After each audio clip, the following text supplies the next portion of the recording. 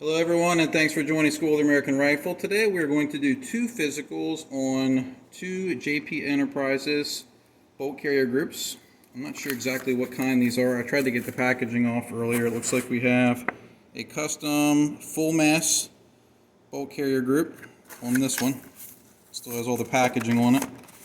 And this one, another full mass. So they're the same thing, but we're going to go ahead and do checks on both of them.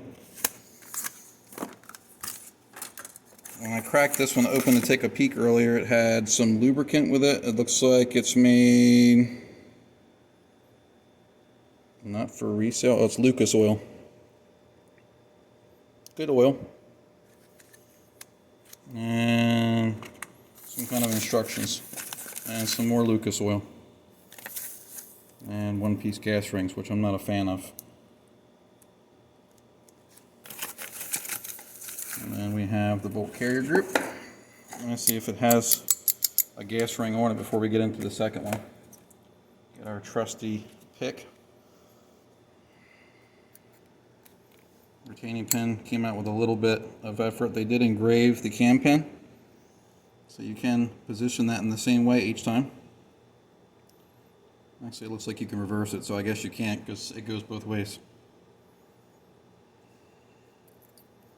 I guess that didn't come out right, but oh well.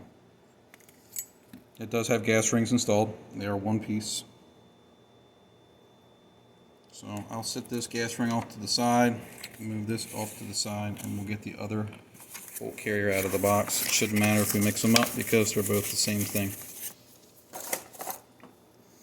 Alright, we'll get a close-up of this. This is a JP full mass operating system bolt carrier group. Staking on both of these looks good. They don't have YFS fasteners on it. This one I had already taken apart, but let me try a gas ring test. And this can be a little deceptive because the one-piece rings, they don't give the same amount of tension depending on the size of the 3-bore that standard 3-piece rings do. So this may fail the weight test right out of the gate. And it does. It does pass the suspended test out of the gate though. So let's tear this other one apart and see what we get out of it.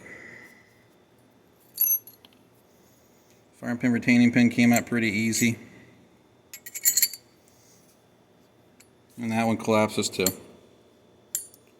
But you can't use the same test on these rings because, like I said, depending on how these gauge out on the 3-bore, which we always test in all the videos, these one-piece rings don't expand when you put them into the carrier, so it can give you a false gas ring test.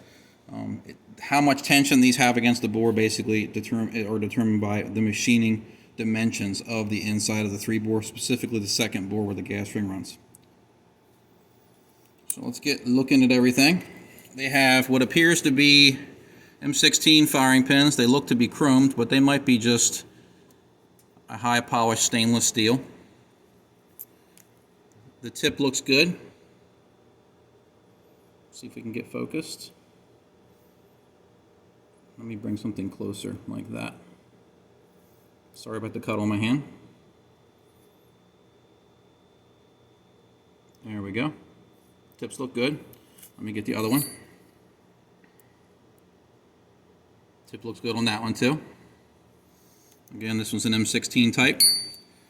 Cam pins look like they have a little bit of wear on them from initial testing maybe. Just that little line right there. I don't know if it shows up well on the camera, but I can see it pretty clearly. Only on one side. Let's see the other one. That one has no marks on it at all. So maybe this one just didn't take any marks when it was test fired. Maybe it wasn't test fired. That's all I guess. The firing pin retaining pins, the legs are a little spread on them, so they were a little difficult to extract. They may give us a little bit of resistance when we put them in, but we'll find out. Let's do our magnetism test. Since we have everything taken apart, I still have the bolt in this one. Take our extractor out. Looks like they just put the insert and a spring, which is what I prefer, just one or the other, not the insert and a spring. I'm sorry, not the insert and an O-ring. I prefer one or the other. So let's test for magnetism. Nothing. Nothing. And nothing. And let's go to the other one. Nothing. Nothing. And nothing. I got to take this one apart. Pin's pretty tight in there. Probably just because it's new. And again, just the insert. No O-ring with it. I like to see that. Let's look at the bolts. It looks like they're using a spiral coil pin for the ejector. So what that means is if you had to take out the ejector for this to test it, you could reuse the spiral roll pin or coil pin, not roll pin, spiral pin that's in here, as long as you use it in the same bolt that it came from. So I wouldn't take out this pin and put it in this bolt if I was swapping both, one or the other. But it's flush with both sides. It's a little long, but it does sit flush with both sides. The bolt finish is spectacular on this. It's probably some of the cleanest machining you'll see on bolts.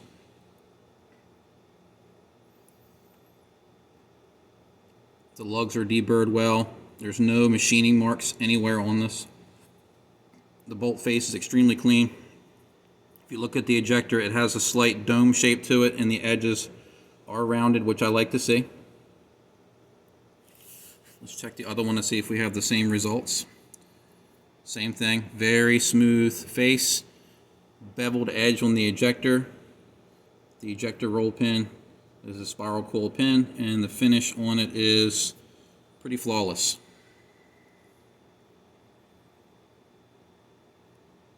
All right, let me check the ejectors, and I will check them with my actual test fixture off camera, but I have a pretty calibrated finger for testing this stuff. These springs on it have good tension.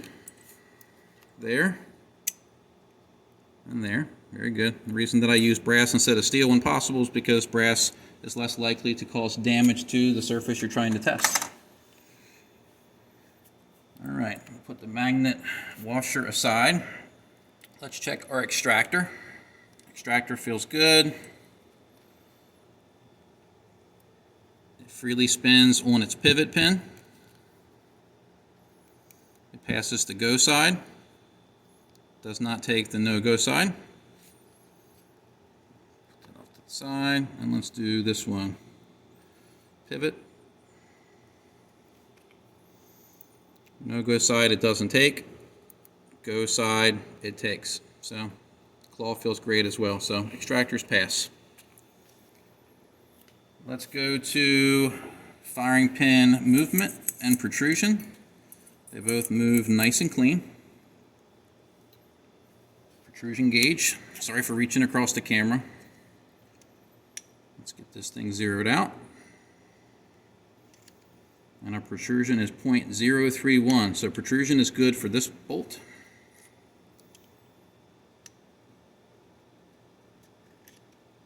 .0315. Almost identical for both. It's pretty consistent. Alright, we'll set that off to the side. Alright, let's check the cam pin and the bolts they belong to. A little bit of slop there. This is the one that had the mark. Let's check the other one to see what kind of slop we have. Would help if I put it in the proper side. And about the same amount of slop. Nothing excessive. I'm not sure what kind of finish the JP applies to these. It could be a nitride or maybe a DLC. It actually looks closer to DLC type coating by the, I guess the hue would be the proper term on it. Normally nitride has more of a shine to it, and DLC normally has like this, I don't know, pewter or titanium look to it. But I might be wrong. I'm just going off of a guess here. But they both are good. We'll put those off to the side. And now let's check our bolt tail and firing pin hole. And then we'll measure the bolt support shoulder. So we have the no-go gauge. See if it goes. It doesn't on the no-go. It doesn't on the field for that one. And it started a little bit, but it only counts if it goes in all the way. So they both pass the bolt tail test. Let's check for firing pin hole. Takes the go. Does not take the no-go. Go. No go doesn't go. All right, so we passed there. Now we're going to go to the bolt tail.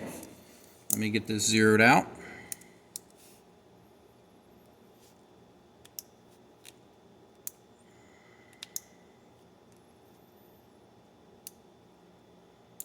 All right, we have it zeroed. We're measuring the bolt support shoulder here.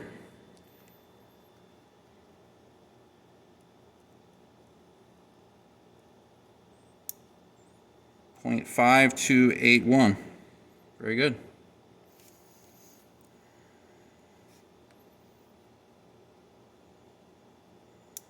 .5283. This is a little bit larger in diameter here. So we'll set that off to the side. Back is killing me. All right, let's measure headspace. We're still dealing with bolts. So we have our test barrel here. Let's check with our 223 go. 14636. Passes. Passes. 14646. This is 556 go. Passes. Passes. And 556 field. Should not close or rotate on this one, and it doesn't. And nor does that one. Alright, so we pass headspace. Let's set the barrel off to the side. Set the headspace gauges off to the side. So everything on our bolts pass. They do list these bolts as 223. I don't know if it's easy to see there on camera. I do believe that he used 9310 on their bolts, so depending on how good the heat treat is, 9310 can be not bad or it can be terrible.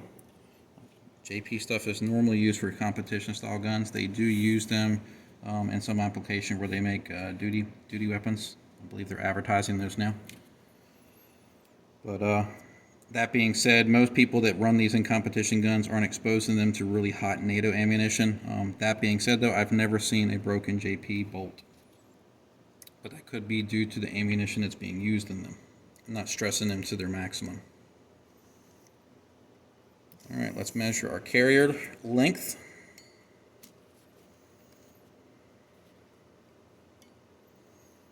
.70, that's fantastic.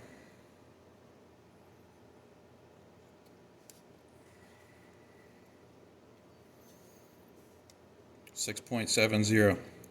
Now, you may be watching and wondering, why is that important? Well, if your carrier is too short in length, what stops your carrier from coming forward? The barrel extension. It runs into it and stops.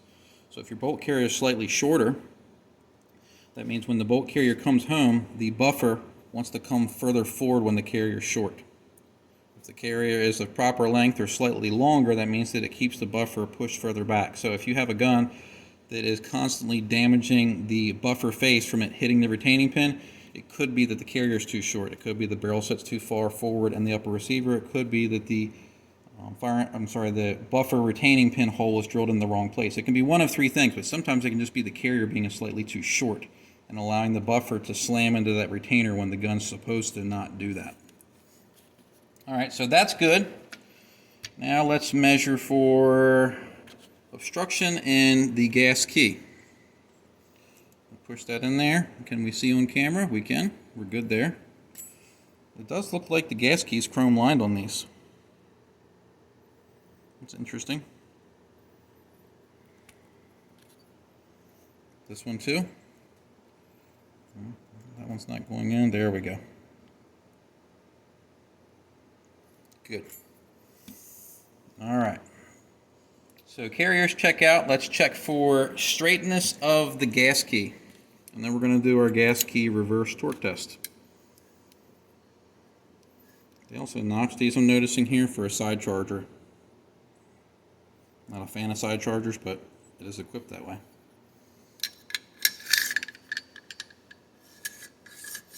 Passes. If you're wondering why I'm not a fan of side chargers, it's because Most designs have a big hole in the side, and one of the reasons that the AR-15 system is so reliable is because it's sealed from the elements. Forward assist doesn't have an open hole for a charging handle, and it has a dust cover, so the weapon is pretty well sealed. If you put a side charger, it usually leaves a big hole for stuff to get into the weapon. Alright, carrier keys are straight, so that's done. Now we can get into doing our reverse torque test. Let me find the right fastener for these. Wondering how long we're into this video for. We're in it for 15 minutes so far. So I have the torque wrench set to 30 inch-pounds right now. Move this over to the vise. I normally put it this way. And if you decide to do this test at home, just make sure that you don't crush the carrier.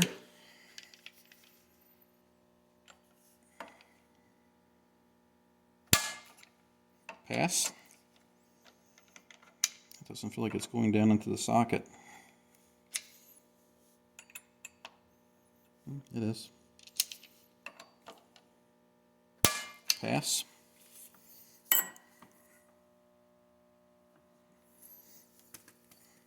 The staking on these aren't super aggressive, but it does have the dimple staking like some companies apply, and then the kind of staking that I do as well. It's a little lighter than what I do, but it's a good staking job. Passes. Passes. Alright. So far we haven't detected any failures.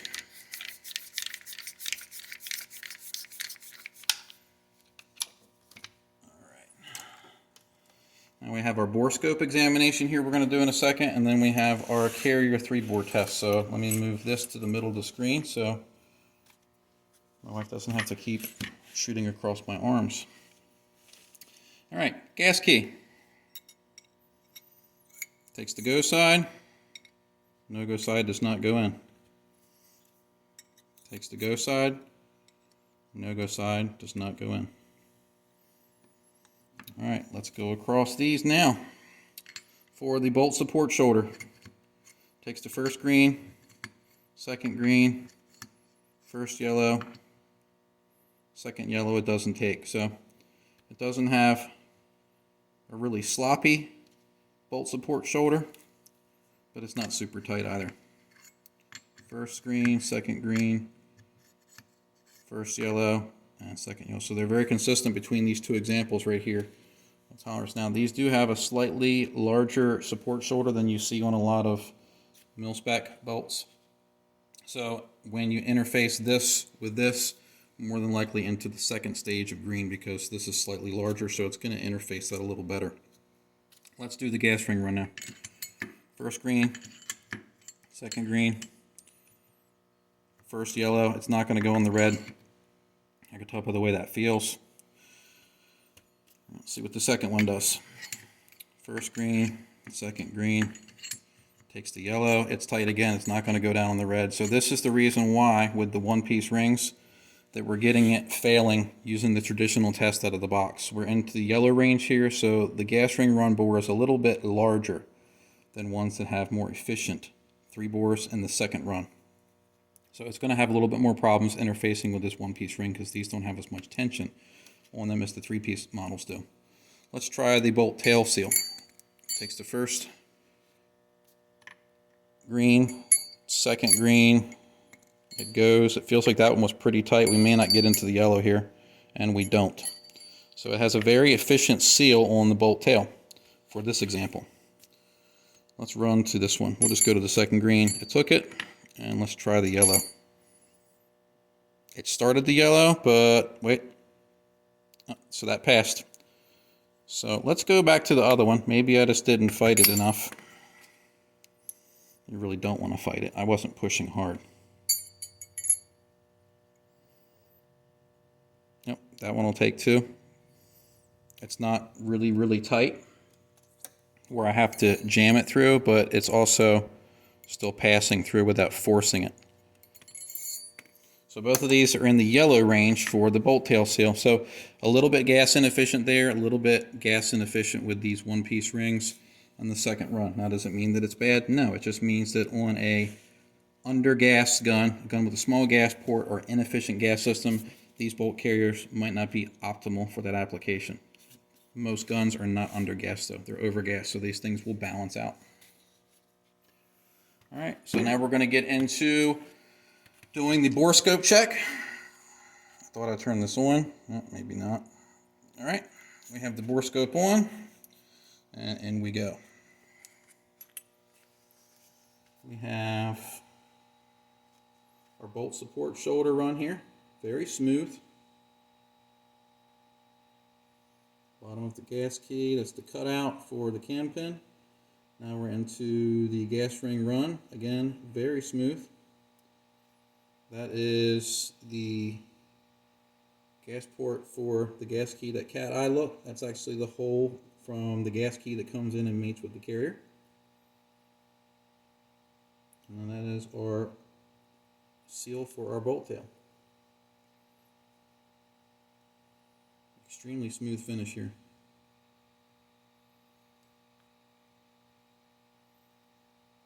It's rather good. All right, next up, the other carrier. Again, very smooth bolt support shoulder run. Now we're getting up into the gas ring run.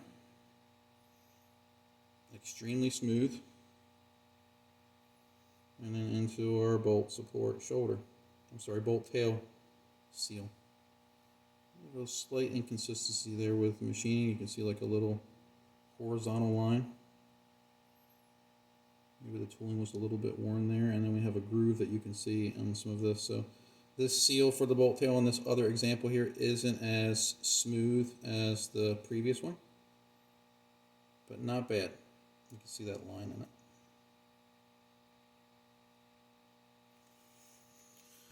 So across the board, both of these measured almost identical on the carrier 3-bore. The support shoulders for the bolts were slightly off by less than 0.0005, almost insignificant when it comes to these particular measurements.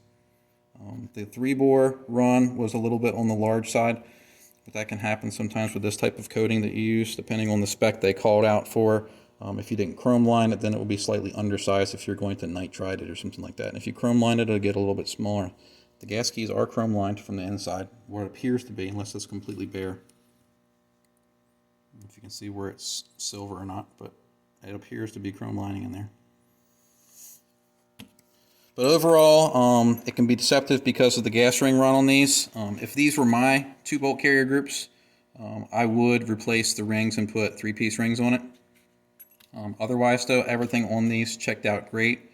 A fantastic internal 3-bore finish. Now, these, remember, are only 2 examples of everything, so you can't say that these apply to all units that are made. I'm not saying that these are the best ones or the worst ones, only that they're 2 examples of the ones you'll see on the market. They make different versions of these too. They make light mass.